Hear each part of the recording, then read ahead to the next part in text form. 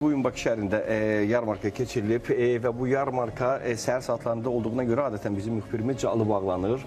Amma səhər saatlarında olduğuna görə hal-hazırda çox maraqlı bir reportaj hazırlayıb. Söhbət Çinarə Qambayevadan gedir və böyük məmnuniyyətlə istəyərdik ki, həmin o yarmarkada yaşananların hər birini reportaj formasında sizə təqdim edək. Buyurun.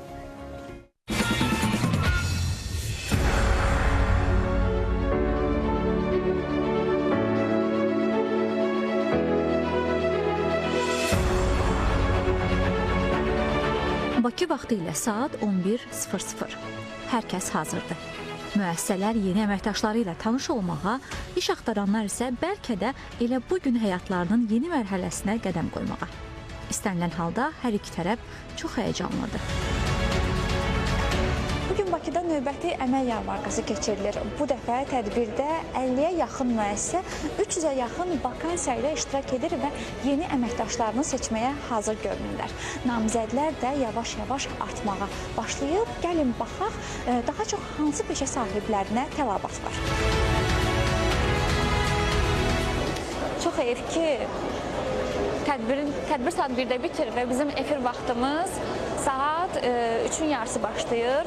Yoxsa Elnurla Aytaca birbaşa qoşulardıq və tədbir yerindən həmişəki kimi operativ məlumatlar ötürərdik. Amma ev yox, indi çox maraqlı bir sujet hazırlayacağıq. Hazırsan?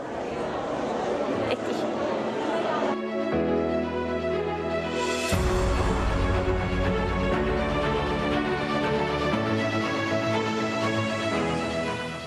İş axtaran gənclər, təcrübəli mütəxəssislər və yeni məzunlar. Hər kəs özünə uyğun iş tapmaq ümidi ilə stendlərin qarşısına toplaşıb. Bu arada çox maraqlı vakansiyalar var. Bəlkə sənə yeni iş tapaq? Haqlısan, sən olmasan məlumatları insanlara necə ötürə bilərik, düz deyil?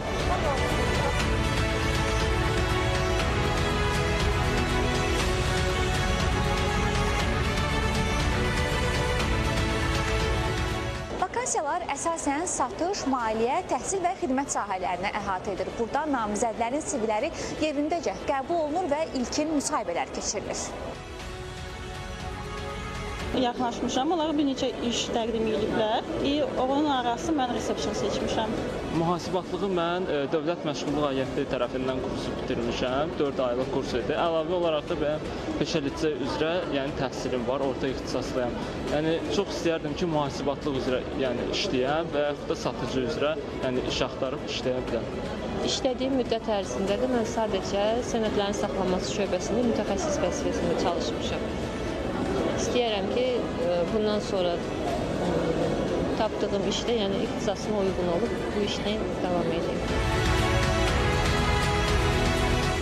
Artıq bu stenddə növbə yaranıb. Görünür, yaxşı təkliflər var.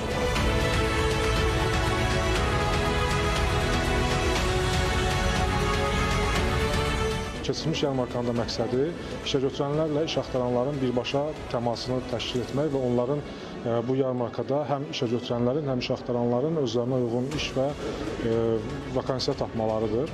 Və əlavə olaraq qeyd edim ki, bu bizim tərəfimizdən keçirilən sonuncu yarmarka deyil və növbəti aylarda da tərəfimizdən 5-ə yaxın yarmarkanın keçirilməsi nəzərdə tutulmuşdur. Və vətəndaşlarımızı bu yarmarkalarda aktiv iştirak etməyə dəvət edirəm və əminəm ki, iştirak edən hər bir vətəndaşımız özünə, ixtisasına və peşəsinə uyğun iş tapacaqdır. Əmək bazarında vacib olan məqam nə boş vakansiyalarının sayının çoxluğu, nə də bu yerləri doldurmaqdır.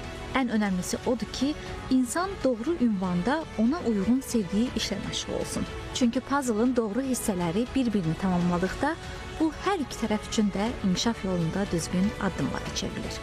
Çinarə Qambayeva, Burhan Turabov, xüsusi olaraq Günə Davam üçün.